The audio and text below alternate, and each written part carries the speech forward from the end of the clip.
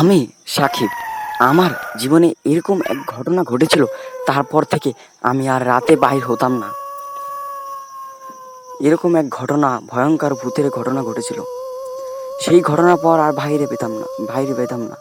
আমাদের এই ৩ পরিবার, আমার বাবা ঢাকা থাকে, ঢাকা চাকরি করে, আর আমরা গ্রামে থাকি। গ্রামের নাম বরিশাল জেলা। সেই গ্রামে আমরা থাকি। রাত তখন ১২টা, ঘড়ির কাঁটায় রাত তখন ১২টা। তখন আমাকে ৩ বার ডাক দিয়েছে, সাকিব ও সাকিব।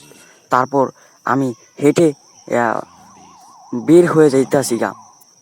আমার কোনো মনে ফিলিংস নাই একটুও যে আমাকে কে ডাকছে, আমি যাচ্ছি কেন।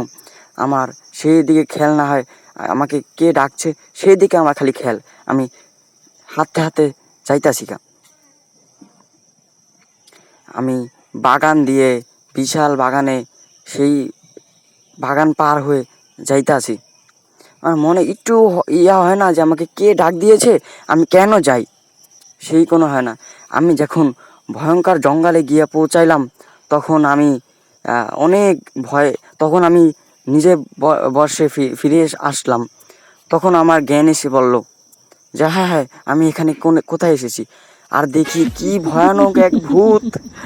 আমার দেখে তো পুরাই, কি বলবো আর আপনাদের কাছে। এরকম আমার জীবনে এই প্রথম ঘটনা হয়েছিল। এর আগে আমি কখনো এই ঘটনা দেখিনি। আমি সেই ভয়ানক দৃশ্য দেখে পুরো অজ্ঞান হয়ে গেলাম। আমি পরে জানতে পারলাম যে আমার দাদু, আমার বোন আমাকে বাড়ি নিয়ে আসলো আর আমাকে উদ্ধারে আমাকে বাঁচালো। আমি সেই দিনের পর থেকেই প্রতিজ্ঞা করেছি যে বাড়ি থেকে আর বাইরে হব না রাতে।